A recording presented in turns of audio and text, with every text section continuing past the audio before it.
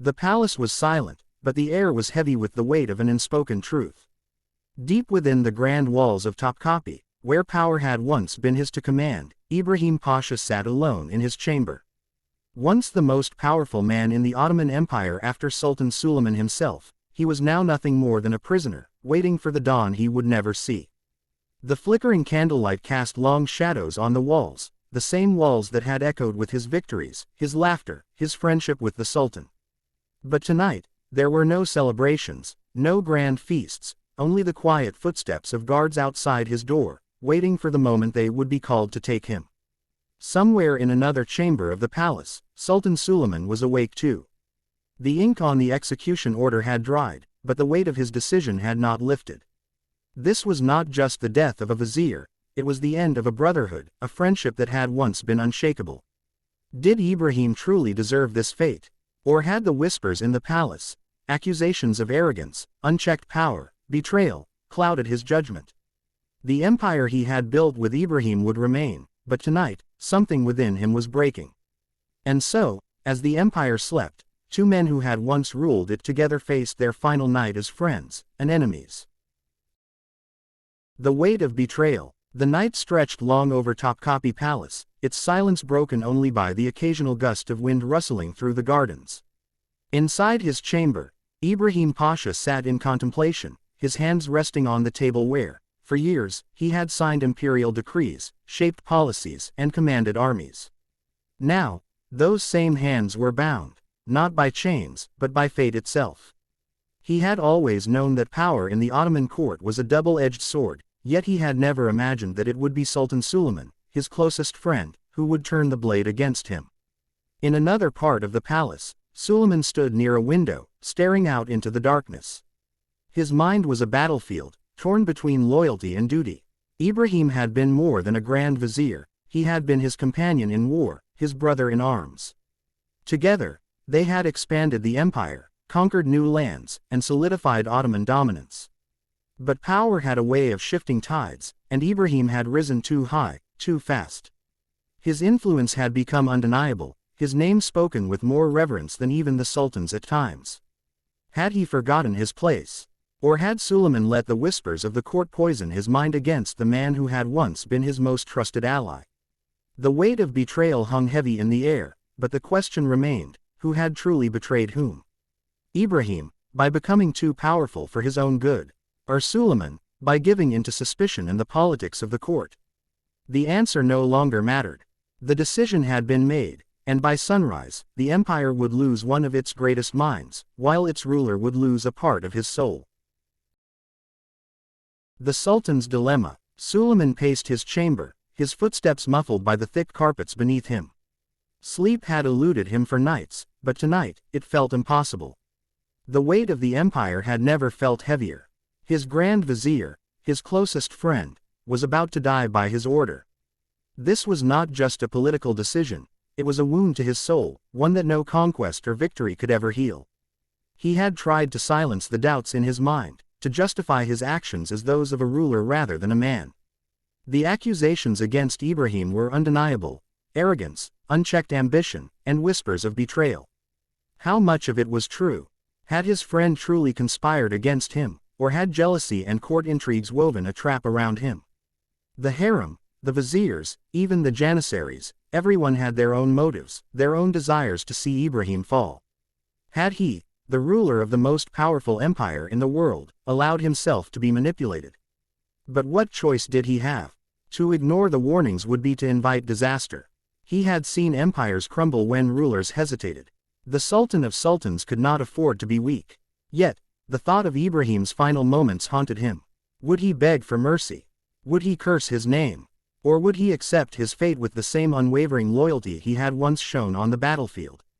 Suleiman's hands trembled as he poured himself a cup of sherbet, the same drink they had shared in celebration of countless victories. But tonight, there was no triumph, only the bitter taste of regret. The execution order had been signed. By dawn, Ibrahim would be no more, and the empire would move forward. But would Suleiman? Could a ruler erase the ghosts of his past, or did they linger in the shadows of the throne, whispering reminders of the choices that defined him? Ibrahim's last hours. The air inside the Topkapi Palace was thick with silence, the kind that weighed heavy on a man's soul.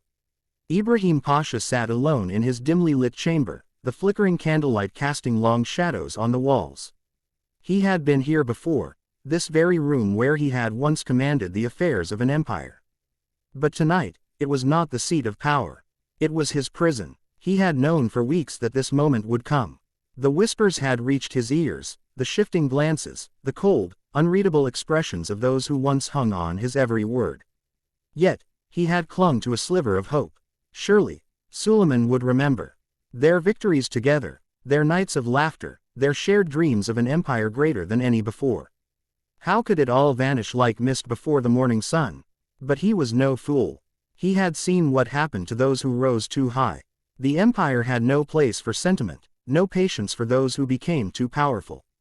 He had played the game of politics, and now, he was the one being played. Perhaps he had been arrogant, too secure in his position. Perhaps he had underestimated the power of the whispers that poisoned the Sultan's ear. But what hurt most was not his impending death, it was the betrayal. Had Suleiman ever truly been his friend, or had he always been a sultan first? The guards would come soon.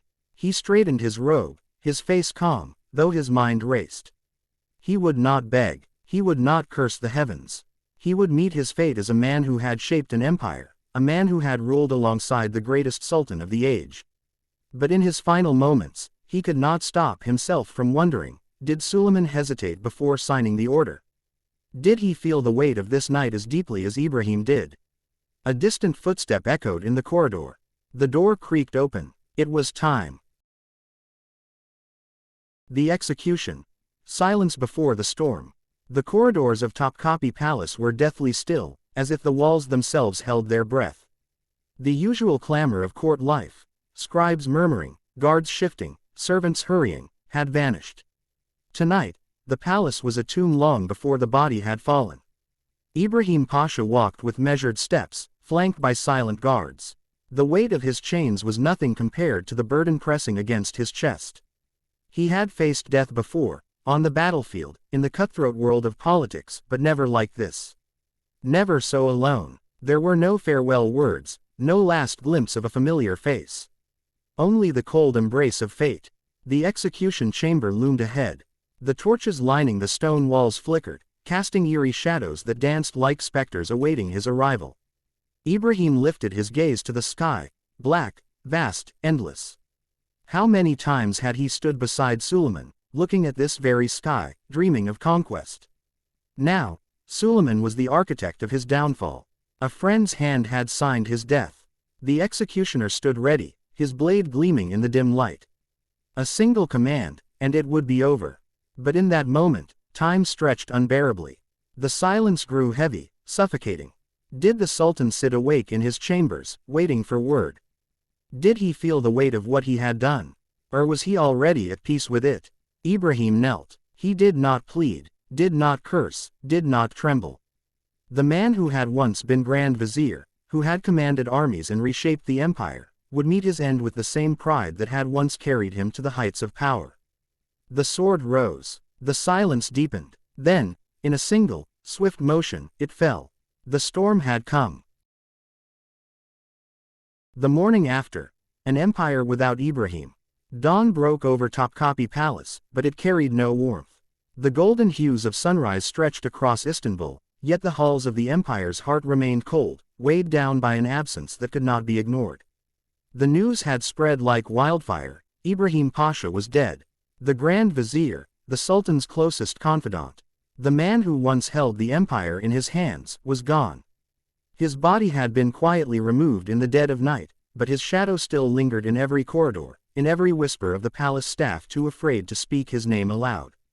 Sultan Suleiman sat in his private chamber, staring at the empty seat across from him. For years, that chair had been occupied by Ibrahim, offering counsel, debating war strategies, laughing over old memories.